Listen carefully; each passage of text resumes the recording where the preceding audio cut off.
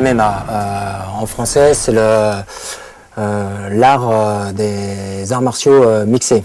O Vale Tudo é uma mistura de artes marciais, onde o melhor de cada uma está ali nesse esporte. O melhor de cada arte marcial pode se encontrar nesse esporte. This is a decathlon of mixed martial arts. It's judo, it's wrestling, taekwondo and boxing.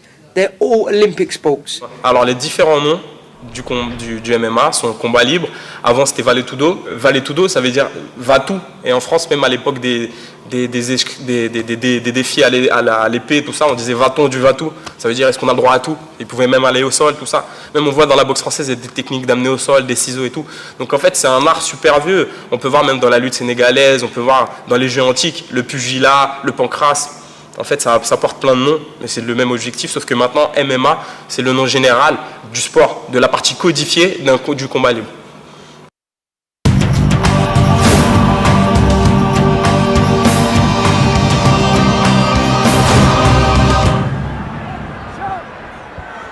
Le Gracie Jiu-Jitsu, c'est une technique de combat au sol qui a été amenée par une famille qui s'appelle la famille Gracie, Elio Gracie notamment, qui est parti du judo pour développer des techniques de soumission au sol. Comme lui, il était assez fin, assez menu, il n'avait pas trop de force physique, il a dû développer des techniques justement pour pouvoir pallier ce manque de physique, pour pouvoir justement battre les gens plus lourds. Ici, je vais passer mon bras par en dessous, je vais venir attraper son coude. Je vais légèrement tirer son bras pour libérer l'espace, pour pouvoir mettre mon pied et venir relever les méhanches et coller ma jambe contre son épaule pour l'empêcher maintenant de rentrer son coude. La seule façon pour lui d'enlever son bras, c'est de reculer. Là, il enlève son bras. Maintenant, pour éviter qu'il enlève son bras, je vais recouvrir avec ma jambe et mettre la pression avec ma jambe. Essayez maintenant d'enlever sans mes mains. J'ai quasiment pas besoin de mes bras, de mes mains pour faire la clé. Je n'ai plus qu'à passer ma jambe au-dessus de sa tête, mettre la pression, relever mes hanches. Je n'ai plus que maintenant, avec deux doigts, je peux venir finaliser. Il a développé deux grands aspects qui sont les leviers et le timing.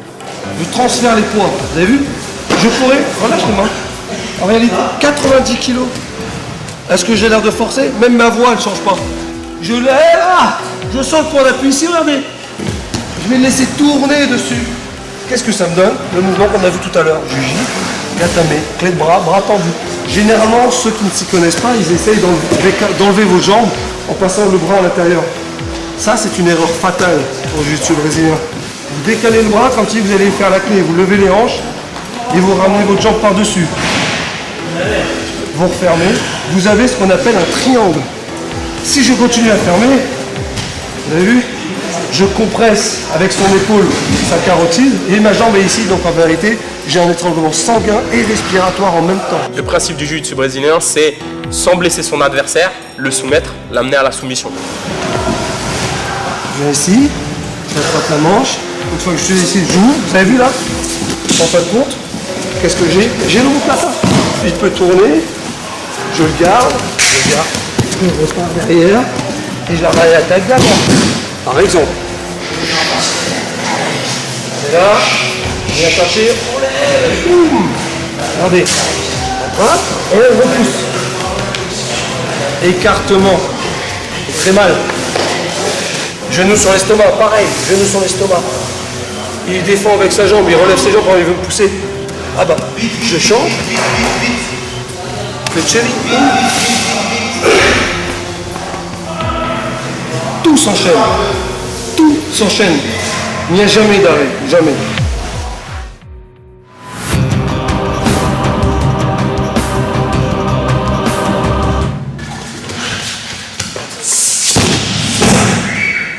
La lutte, bon, c'est un sport de préhension, donc on donne aucun coup. Le but, c'est simplement de gérer la force de l'adversaire, de gérer son poids de corps, un jeu d'action-réaction, tout ça pour finalement l'amener au sol dans une position de contrôle favorable. Donc la lutte gréco-romaine, on fera des actions, c'est-à-dire on passera des techniques que sur le haut de la ceinture. Et en aucun cas on touchera aux jambes. C'est la grosse différence en fait avec la lutte libre, où là on peut agir sur toutes les parties du corps.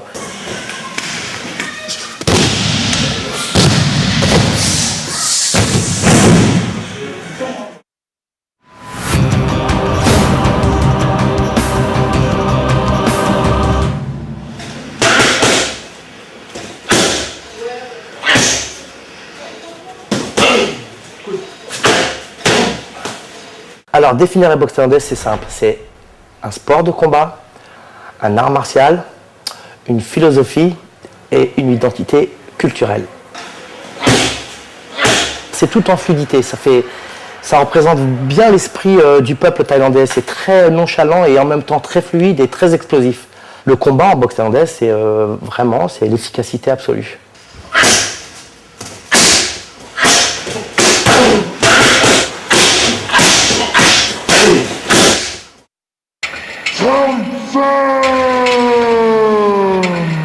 Quand on est debout, on a le droit d'envoyer les poings, les coudes, les jambes, les genoux. Une fois qu'on arrive au corps à corps, on a le droit de projection. Une fois au sol, on a le droit aux techniques de clé, d'étranglement. La personne elle peut arrêter à n'importe quel moment sans problème et c'est rentré dans les mœurs. Donc les gens vont pas dire que c'est un mauvais combattant et tout ça. Comme ça il peut continuer sa carrière sans trop se blesser. De même que si un adversaire est au sol, que l'autre est debout, celui qui est debout a le droit de continuer à frapper celui qui est au sol, comme celui qui est au sol a le droit de frapper celui qui est debout. Alors les différentes manières de gagner sont par soumission. Enfin, la meilleure à mes yeux, c'est le KO. Avec les poings, les pieds. Ou même une projection peut mettre KO.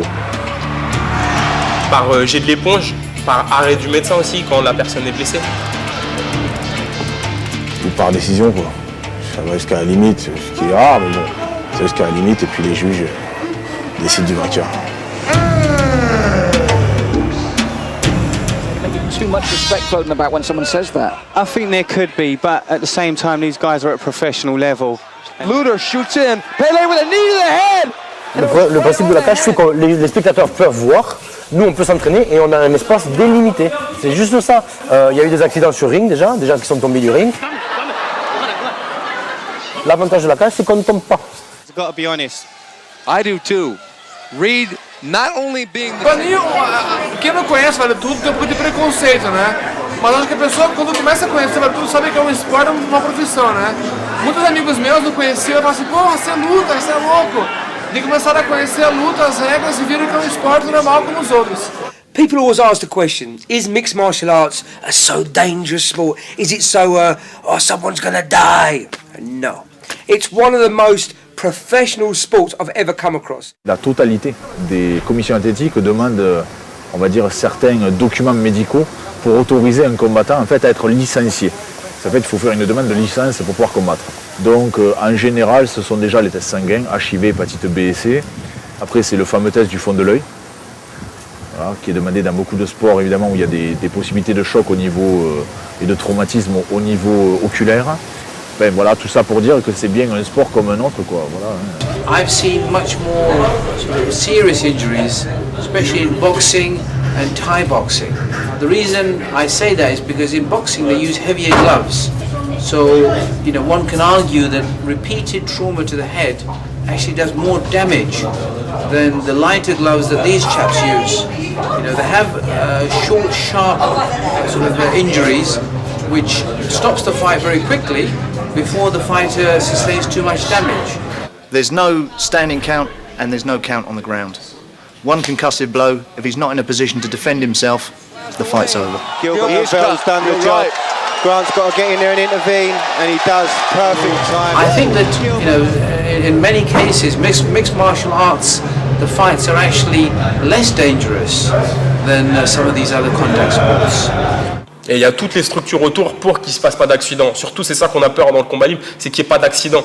D'accord, pour pas donner encore plus une mauvaise image, alors qu'on regarde dans d'autres disciplines, même la lutte, les mecs qui tombent sur la tête, ils sont paralysés, qu'il y a une fédération, c'est aux Jeux Olympiques. Je pense que le plus gros danger qu'il peut y avoir dans les combats, que ce soit d'ailleurs de boxe anglaise, tous les sports de combat de plein contact, c'est d'une part un mauvais matchmaking, c'est-à-dire des différences de niveau, et de deux, un arbitre qui est totalement incompétent.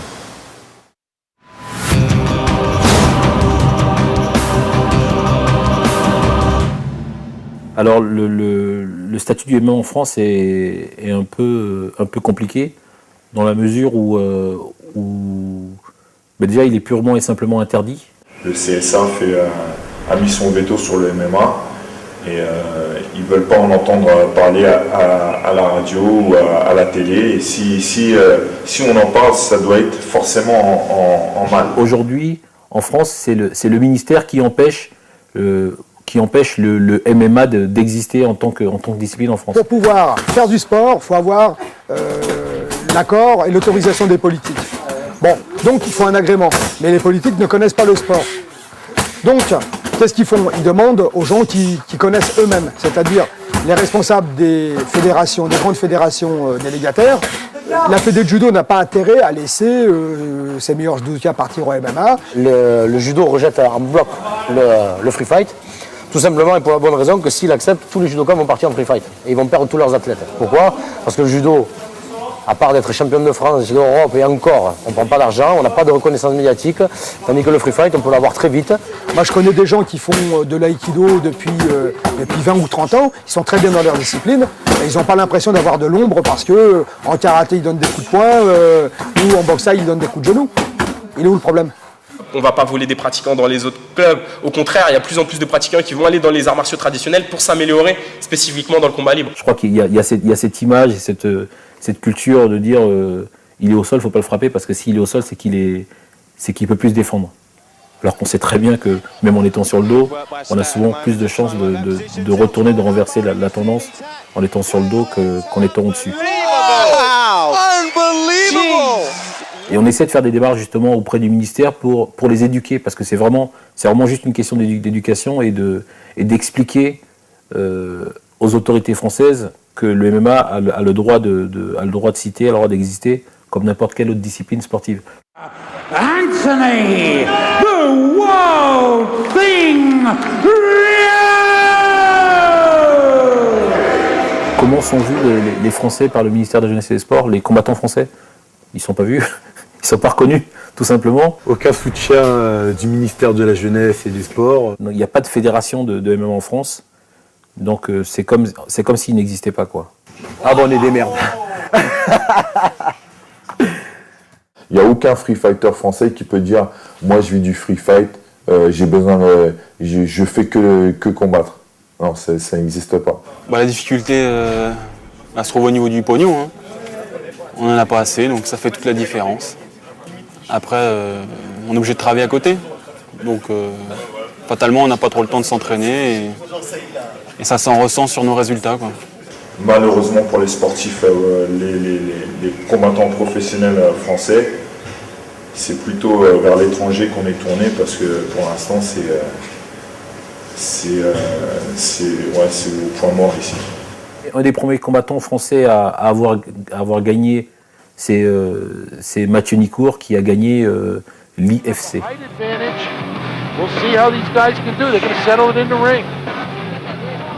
À l'époque où j'ai combattu, moi j'ai fait l'IFC 13 qui avait lieu au Québec. Oui, j'avais une idée de ce qui m'attendait.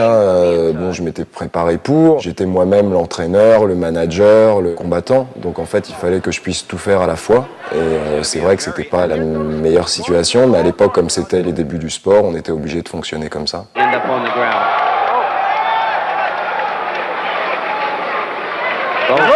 Oh no, another quick tap. Another tap-up. A quick reversal of fortune there with... Mais je crois que je réalisais pas vraiment en fait à ce moment-là. Bon, je réalisais un petit peu après quand j'ai vu que les médias spécialisés commençaient à suivre un peu ce que je faisais. Et ça m'a fait bien plaisir de pouvoir être un petit peu utile à l'évolution du sport, quoi. Comme chacun sait, le MMA en France, c'est quasiment impossible. Donc notre seule alternative aujourd'hui, c'est de pratiquer une discipline qui s'en rapproche le plus. Et la seule discipline qui s'en rapproche le plus aujourd'hui, c'est le pancrace. Alors qu'est-ce que le pancrace?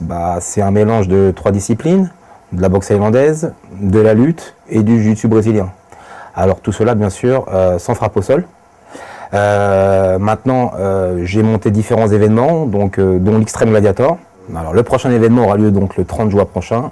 Donc, il aura pour intituler l'Extreme Gladiator 3 avec de gros combats en perspective, dont le main event de la soirée, l'ancienne génération avec David Baron et la nouvelle génération avec Johnny Frachet.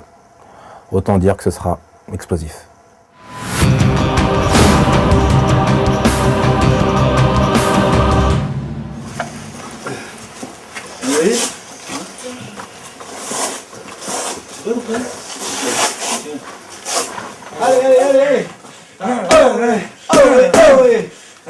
Au départ, je suis judoka. Après, j'ai tourné avec pas mal d'autres combattants qui sortaient de la boxe anglaise, du kick, de la boxe française. J'essayais de prendre à chaque fois ce qui me convenait le plus pour finalement me mettre au boxe thaï parce que j'ai vu que la pugilistique était quand même vachement importante. La boxe thaï étant la plus complète, c'est celle que j'ai choisie.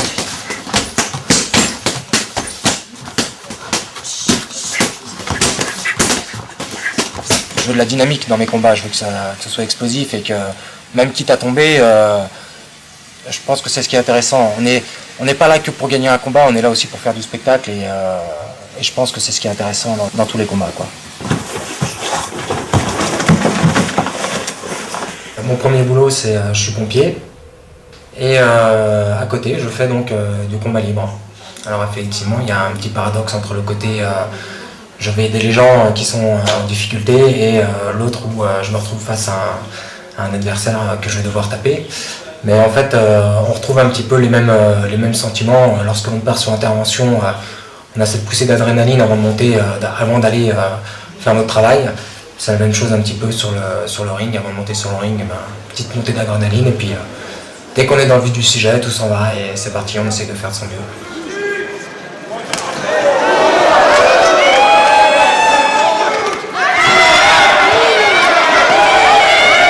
Ma détermination n'est pas dans l'extermination de mon adversaire. Si je peux gagner par un étranglement avec le bras, ce sera très bien.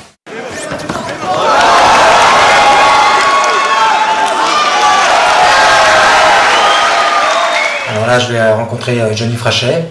C'était un ancien membre de l'équipe, on était tout un groupe, puis elle s'est disloquée, maintenant il fait partie de la BTT.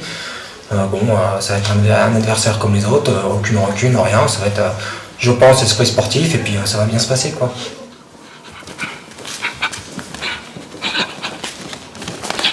Moi, je me sens très bien et très content d'affronter David Varron, parce que je sens que ça va être un beau combat, et je vais pouvoir m'exprimer mon potentiel totalement avec un adversaire qui est équilibré dans toutes les distances. Son point fort, c'est plutôt son mental, il est tout le temps calme, il a un très bon cardio, il a un style non orthodoxe en boxe, mais à mon avis, ça commence à changer, parce qu'il s'entraîne beaucoup à attention. Et puis après, il a un bon sol, il sort bien des soumissions. C'est un judoka, donc il a des bons contres de judo et tout ça. Voilà, il est assez complet. J'excelle nulle part, mais je pense être bon partout. Donc je vais prendre les choses comme elles vont venir, comme d'habitude.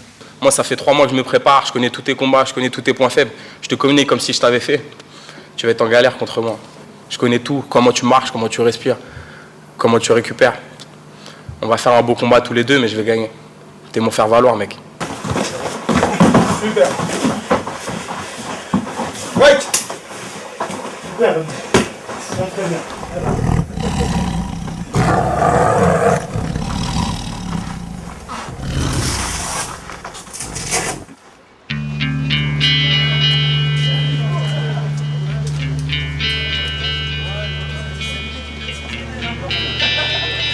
Donc on est sur le lieu de la soirée, de rue Japy, donc salle Japy. La soirée va commencer, je crois que l'ouverture est à 19h30 et puis les combats vont s'enchaîner avec les démonstrations de danse. Non, je sais que je vais combattre, bon, je suis allé saluer mon adversaire. Bon, ça va être une bonne soirée, quoi. Je veux dire, je vais pas à la guerre, donc je vais pas me mettre une grosse pression non plus. C'est un combat, mais on va devoir faire de notre mieux, mais bon, on n'est pas là pour s'entretuer, donc il n'y a vraiment aucune raison de se mettre une grosse pression, quoi.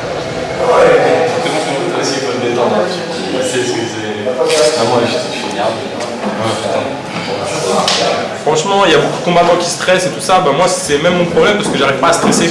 J'ai tellement... c'est peut-être l'expérience.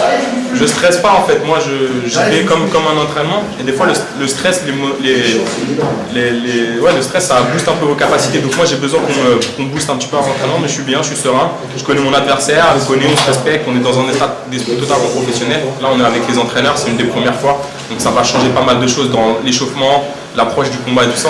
On approche ça beaucoup plus sereinement.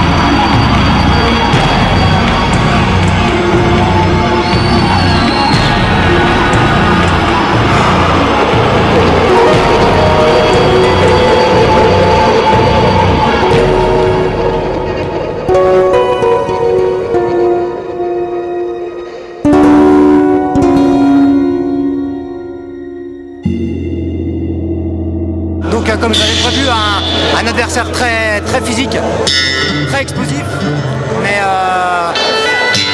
qui se fatigue assez vite. Vu la masse musculaire qu'il a, ça demande beaucoup d'énergie. Et du coup, c'est sur la longueur que je vais fatiguer. À fond, ouais, si je suis invité. Ben, j'ai envie de dire une réussite comme d'habitude, mais je pense que cette fois-ci un peu plus que les autres. Au niveau de l'affluence, je pense qu'on a dépassé les 1200 personnes, donc pour nous c'est plutôt positif. Une fois qu'on aura acquis une certaine notoriété, je pense attaquer des salles comme Coubertin, ensuite rebondir sur des salles comme Bercy, donc ça c'est l'objectif premier. Et puis finir, pourquoi pas, dans une dizaine d'années au Stade de France. Voilà, ça c'est l'objectif. Et sincèrement, j'y crois.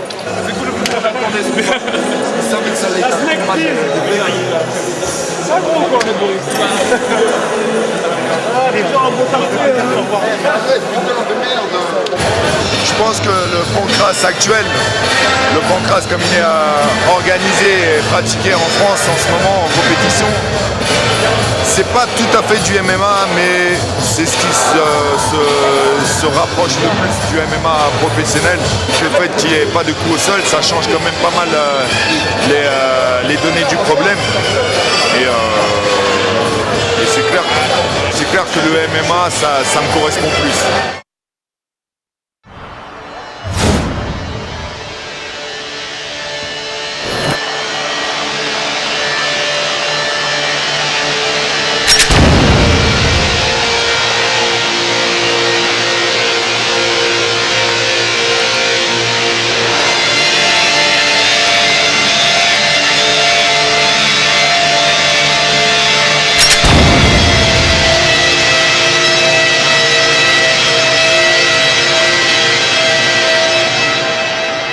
Je m'appelle Xavier Foubabokam, aussi connu sous le pseudonyme du Professeur X. Je suis compétiteur professionnel en combat libre.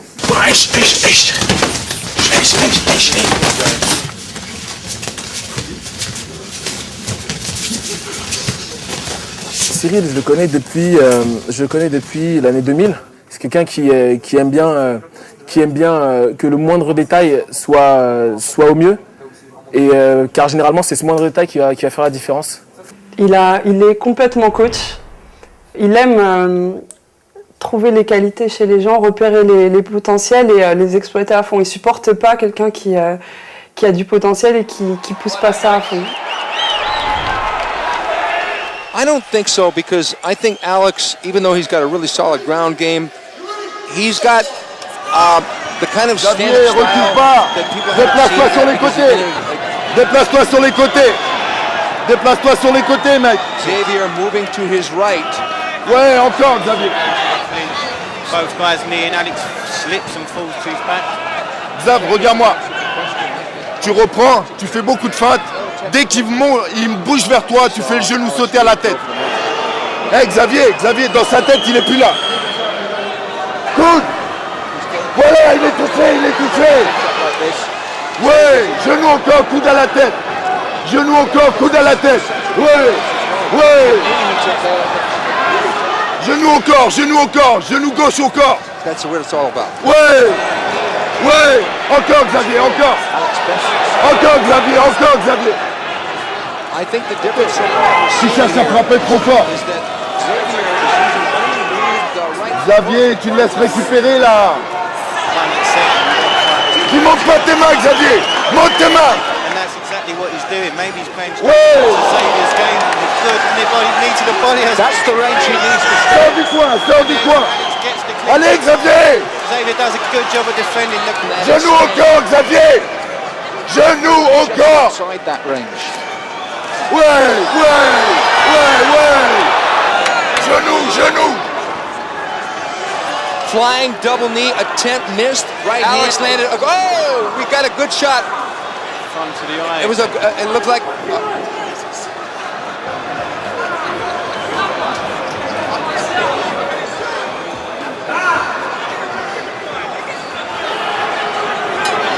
He didn't throw it.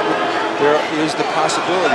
And we have a unanimous decision in favour of Xavier Foubabokam, the Professor X.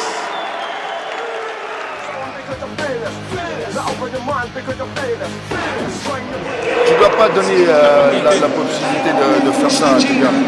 Ça, c'est niette, tu vois. T'aurais été, franchement, tu serais dans un pays genre l'Italie ou quoi, tu te fais enculer, bien comme il faut. Le mec, il a rien à voir avec toi. Avec moi, t'arrives à boxer, t'arrives à esquiver, avec lui, tu prends les coups dans la gueule. Comment t'expliques? C'est à chaque fois que tu fais un combat, c'est ric-rac, t'as les jambes qui flageolent. À 30 ans, t'as la bave au coin de la bouche, tu vois ce que je veux dire. Tu me dis, ouais, je suis fatigué, bah, tu prends 10 jours ou 2 semaines de vacances, tu te requinques et tu reviens à la salle.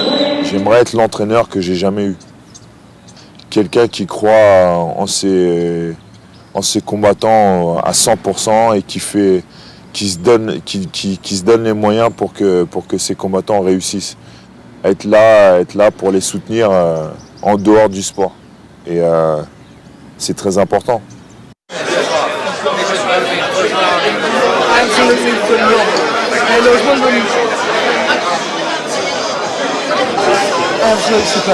En Angleterre, au Brésil, au Japon, en Russie, peu importe où tu vas, les supporters de MMA, les fans de MMA vont toujours supporter les combattants locaux. Et en France, il y a plutôt une tendance inverse. On va supporter l'étranger plutôt que le français. C'est un peu déroutant pour les combattants français. Le problème en France, c'est que les gens justement ont déjà leur dieu, leur figurine dans leur hôtel, avec leur dieu, Fedor, Crocop et j'en passe, Gracie, je ne sais quoi. Et en fin de compte, nous on est là pour donner justement du courage et du bagou pour le drapeau français, pour la culture française. Et la finalité, c'est qu'ils nous chient dessus. C'est toujours les gens qui sont derrière leur clavier, qui ont toujours les meilleures techniques au monde. Ce sont des fins tacticiens, mais ils ne sont jamais exposés au danger.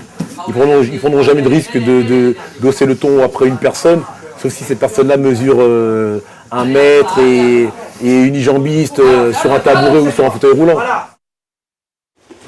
On combat tous les deux, Xavier et moi, Professeur X et moi, le 21 avril, donc dans même pas 10 jours. J'ai repris il y a 1 mois et demi pour la préparation de ce combat.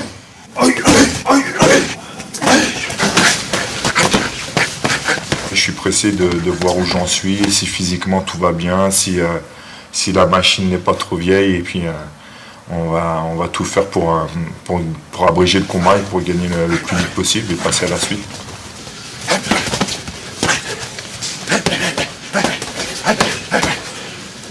Changer. Disons qu'on est pressé d'en découdre, parce qu'au final, et c'est ça qu'on essaie de faire, les entraînements deviennent plus pénibles que le combat en lui-même. Top, c'est parti. Allez, allez, tout le monde debout, allez, allez, allez, on accélère, on accélère, on accélère, on accélère, allez, plus vite que ça, plus vite que ça, plus vite que ça, allez, allez, allez, on change de partenaire, c'est parti. Bouge ta tête. Encore. Voilà, fais des feintes, Voilà, c'est mieux ça. Voilà, encore. Trichez pas. Bossez, délivrez des coups. Voilà, délivrez des coups, faites des takedowns. Il faut bosser les gars. Là, vous faites pas bosser le cœur. Restez pas sur un coup. Voilà, c'est bien. Bien. Allez, récupère la position, Greg. Le pied, il n'est pas bien placé. Le pied, il est bien sur ta cuisse. Voilà. Ne laisse pas passer en monde, Xavier.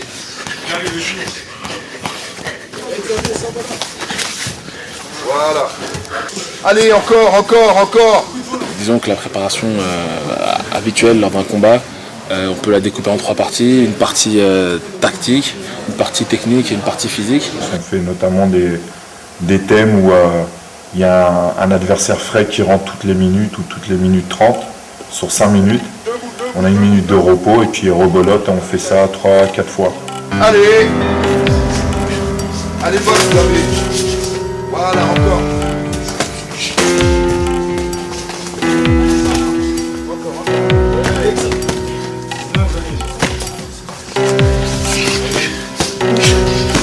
Allez, debout, ça.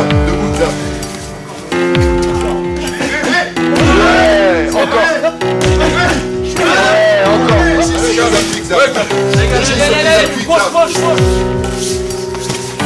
Ah, Xavier, récupère tes bras. Encore. Tes deux bras. Allez, debout, mec. On est prêt, tu vas courir. On est prêt, regarde pas dans les yeux. Allez, top, c'est parti. Allez. C'est bien ça. Accélère. Accélère. Ouais. Accélère, ouais. Allez, c'est reparti. Avec Edouard, c'est parti. Edouard, allez, Edouard. Voilà, c'est bien, Edouard. C'est bien, ouais, c'est bien, toi, Edouard. Pour une préparation de ce style de combat, c'est-à-dire 3 rounds de 5 minutes, on est obligé de miser sur la condition physique parce que 3 fois 5 minutes, c'est un effort quasi surhumain. C'est bon ça. Allez, c'est parti. Suivant, allez. Alexa, fiche le tac. Sors ta hanche, Xavier. Là, tu fais le plus dur. Tu laisses amener au sol. On va faire ça pour l'étrangler. Là, tu sais quoi faire. Ouais. Allez.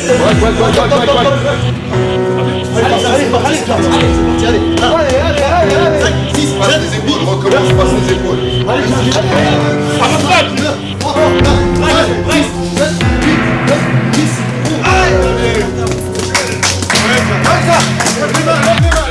Amoury, on est prêt. Allez, 1, 2, 3, 4, 5. Disons qu'aujourd'hui c'était un peu un jour sans. J'étais un peu fatigué, j'ai pas bien dormi. Et puis en même temps ça fait mon 3e combat d'affilée, enfin 4e en 5 mois. Donc forcément le corps il commence à accuser le coup, mais ça va. Là je me suis un peu foiré sur la fin. Ceci dit, par rapport au temps qui me reste de prépa, par rapport au type de travail que je suis en train de faire et par rapport à mon adversaire, normalement ça devrait aller.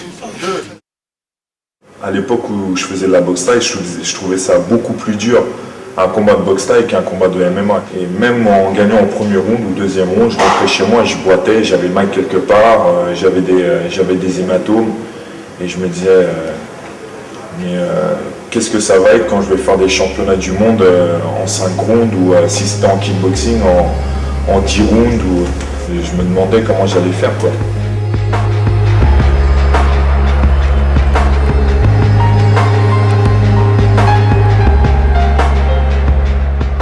Ceux qui regardent en dehors, quand ils voient la boxe thaï, ils disent merde, waouh, c'est dur ça.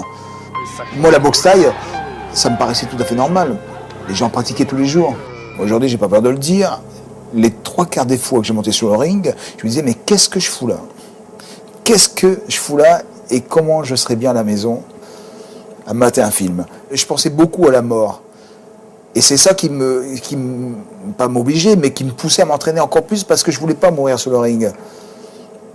Et je sais pas si tu comprends, mais c'est un moyen pour moi c'est une motivation. La mort, je pensais beaucoup à la mort et je la mettais pas de côté. Elle était là. Je savais qu'on pouvait sur un ring. Quand tu montes sur un ring, tu peux mourir. With that left low kick and Nelson Castro taking a left hook right there. It's over. Again. Wow, can you believe it? Can you believe this? 3 in a row. Amazing. Curtis, hat trick, guys. Curtis Stout has keep flexible. And there it is, he's turning it Kimura. for the Kimura. Good right hand. Shot. On the left as well. Looking to blast. Daly knows he's coming. Pour moi, cette technique, les gars, ils sont super entraînés, bien préparés dans toutes les disciplines. Les limites, elles sont toujours repoussées de plus en plus loin. Donc pour moi, la boxe thaï, c'est un sport dur. Et ça, pour moi, c'est encore plus dur. Aucun moment d'inattention, ils sont vraiment concentrés à 2000%. Et il y a presque une certaine peur qu'on sent. Pas la peur où le mec il va s'enfuir, mais la peur de se faire défoncer, parce que c'est quand on se fait toucher là, il y a pas de cadeau. Mark Weir as he goes down. It's all over. How quick was that? Wow. Là, effectivement, je trouve que c'est violent. Mais ceci dit, en tant que combattant, j'aimerais bien y goûter quand même.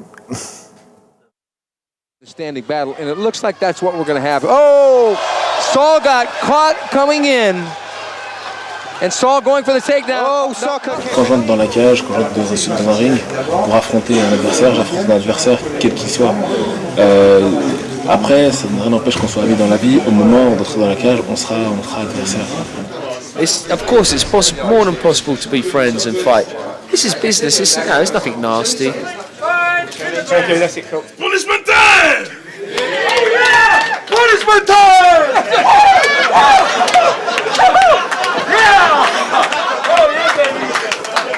I'm gonna show you it's punishment time! You'd like to be spanked? I'm gonna spank you. Today, I give him punishment. Oh yeah!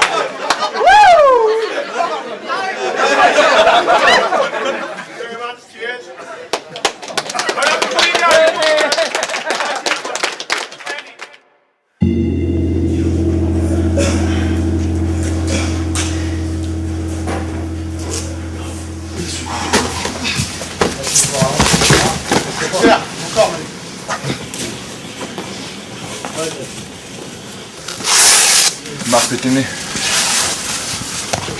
Un nez pété, ça va, c'est pas super douloureux. Je l'ai senti craquer. Non, tu pars de trop loin, Xav. Tu pars de trop loin, Xav.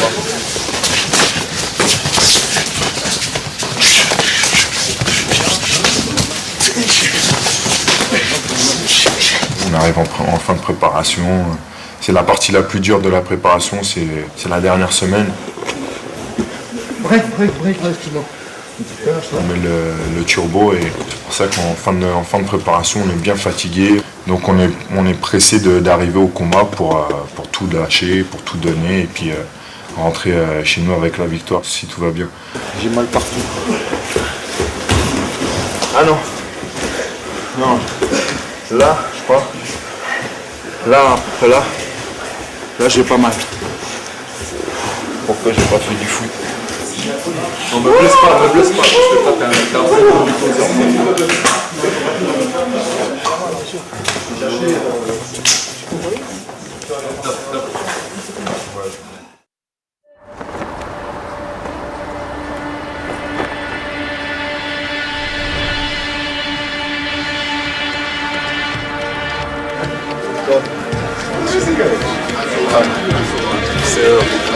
are you? How are you? Good, man.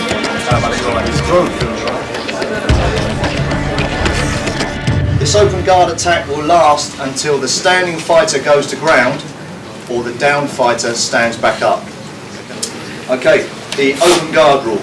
If a downed fighter is in a position to defend or avoid an attack from a standing opponent, and that means he'll be on his back with his legs facing the standing fighter, not having been knocked down with a concussive blow, the standing fighter can now stomp and kick to the body and head of the downed fighter. Mon adversaire, tout ce que je sais de lui, c'est qu'apparemment il a 3 victoires au Cage Rage Contender. Puisque je connaissais pas du tout, j'avais cru aussi hier que son style ce serait plus la boxe debout, la boxe anglaise. Xavier waiting at 82 points.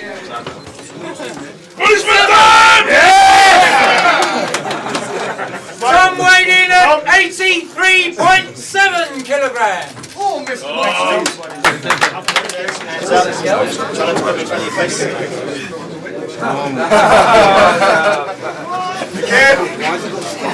Ouais, une petite provocation, comme d'habitude.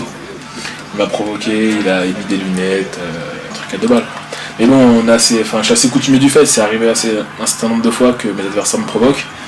Le seul truc, c'est que ça leur a jamais porté chance, en fait. Our opponent tomorrow is Professor X, Xavier Fupapoken. I've seen a lot of his fights in Japan. He's really come on recently. Very good stand-up fighter. He's got a lot of submissions on the ground as well. I think he's very well-rounded, dangerous opponent. Zero weighting at 92 kilograms.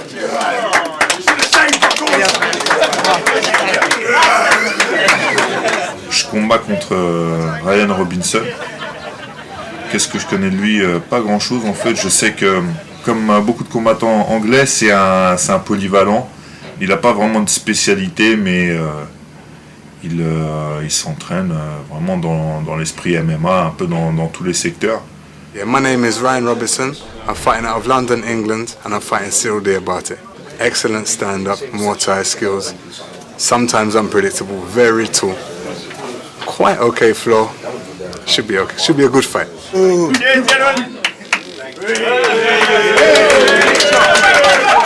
J'ai pas trop à craindre des blessures.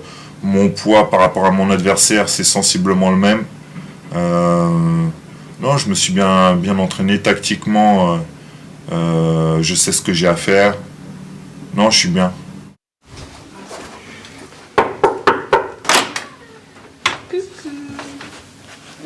Là, c'est ma première fois que je le vois combattre en live, parce que je l'ai vu sur vidéo.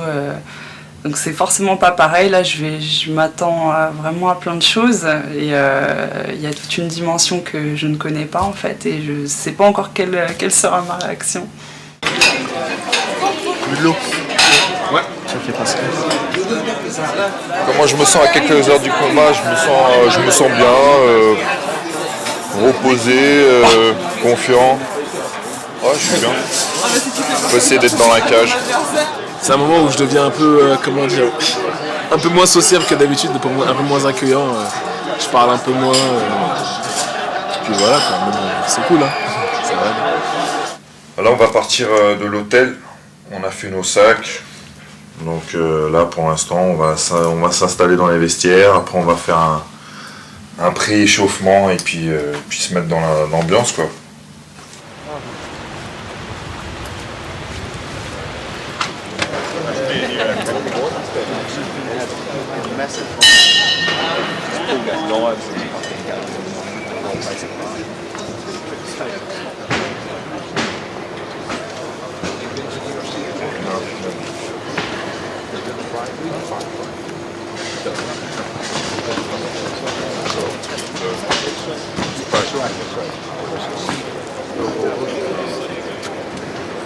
I should have brought my video.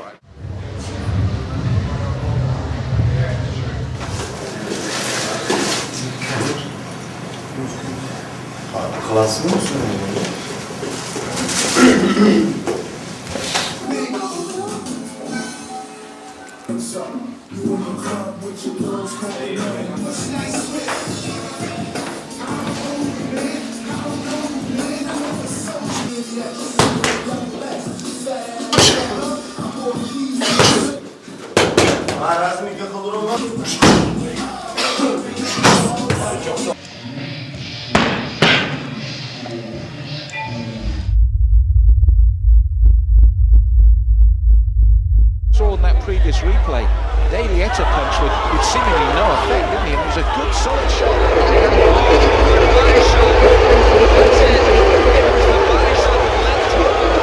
Jacobs blocks well, but then watch. Oh, it's beautiful left hook, and it was to the floating rib. Tu sais tout faire. Tu t'es tapé face au meilleur de ta catégorie en Europe. T'es le prototype du fighter MMA.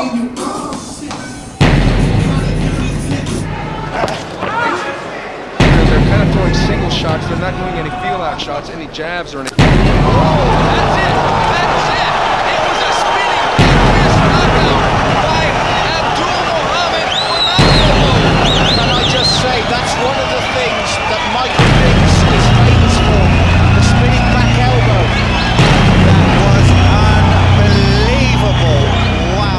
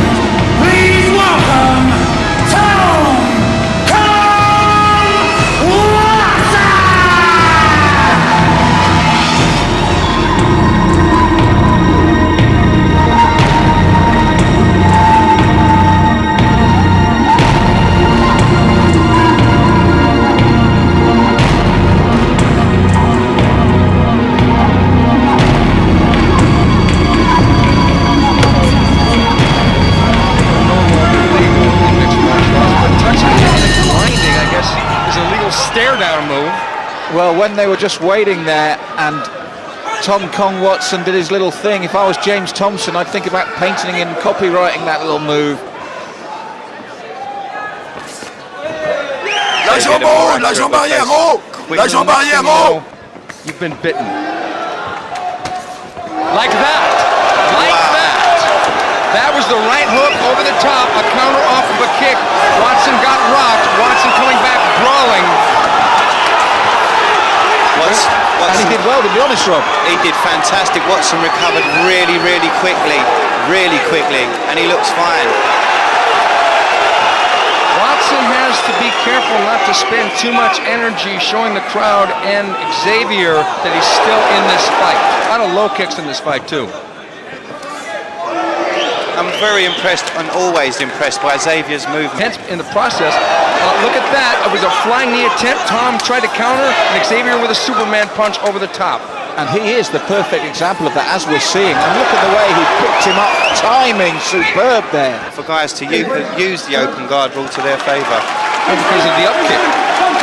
You can literally catch a guy in midair It's almost like a technique when you were on a schoolyard. If you got knocked down, he's compared to Xavier. We talked about relaxation, and look, here's another one. Kong goes for the top. Xavier dives in the middle, and down they go. But look who ended up on top. Good work. Now look at this. Xavier sneaks that leg right up there. He's only got seconds, Steve, seconds. Tom Kong Watson saved by the bell.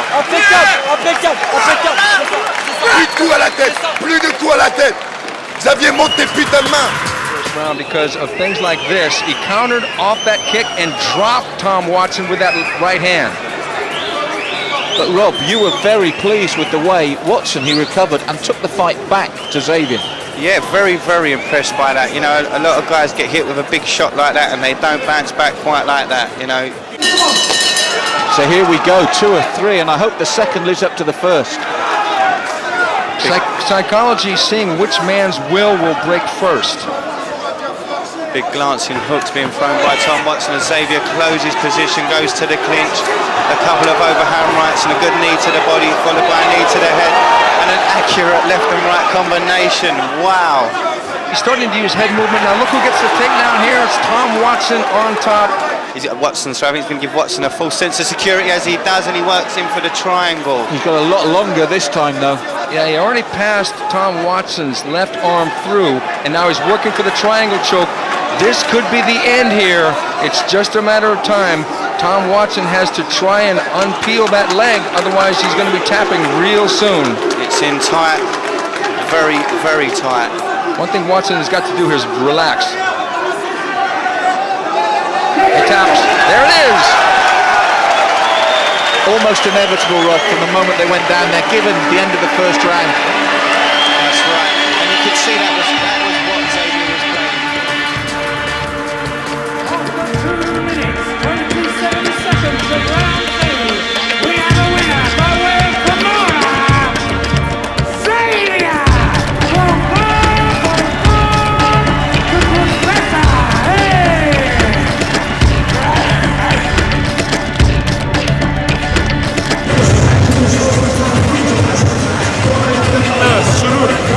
J'étais raide par la pression, c'était bizarre. J'ai vu.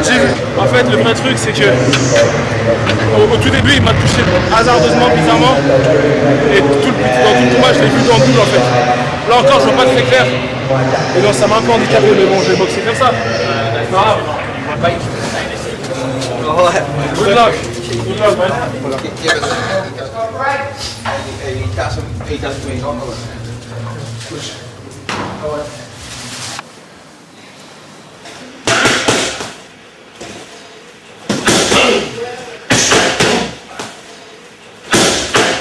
Là, il est dans 3 combats encore. Mais bon, là, le fait de voir la cage et tout, je commence à ressentir un peu plus la pression déjà. On va voir. Big overhand right from Turner, sees it start, and Tank Abbott throws an overhand right of his own that sees Turner in trouble. Turner's strong though, he's durable. If he can just hold on here. He will need to weather this storm as Tank Abbott unleashes a flurry of big shots that have seen bigger men go.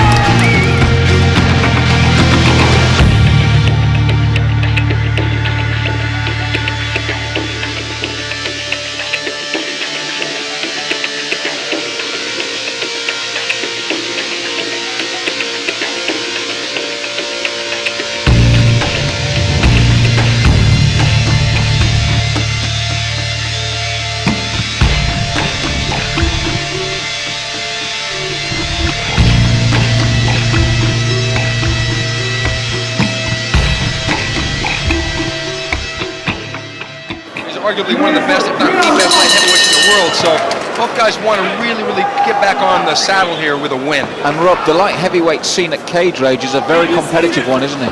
It certainly is. It's a very stacked division with some great talent in there. And we're looking at two of those guys right now. And it's not often you see Ryan the shorter man. That's for sure. And he shoots in, gets a takedown. And Cyril thinking about a guillotine choke, but there's nothing doing. Now he's going to have to defend. Cyril does have open guard position from the bottom, meaning the legs are open and not locked behind the waist. Cyril doing a good job of looking for that triangle choke. He's got the arm locked tight. He's looking. Ryan does a great job of reversing very well back. Ends up back into the triangle choke position. Cyril Diabate trying to work the head position downwards. This is so interesting because the man on top is known to be the ground fighter, and he's going to get on board. He's got to watch out. Ryan Robinson taps out. The fight is over. It is a submission by the striking man, the Snake. And Rob, it just shows that the sport is evolving so quickly. It is, and you can, as Stephen said, you know, that was such a brilliant armbar, textbook specting, got the leg, you know, and it's the extension of the elbow. Ladies and gentlemen, after 1 minute 16 seconds of round one, we have a winner by way of armbar, Cyril the Snake Diabate!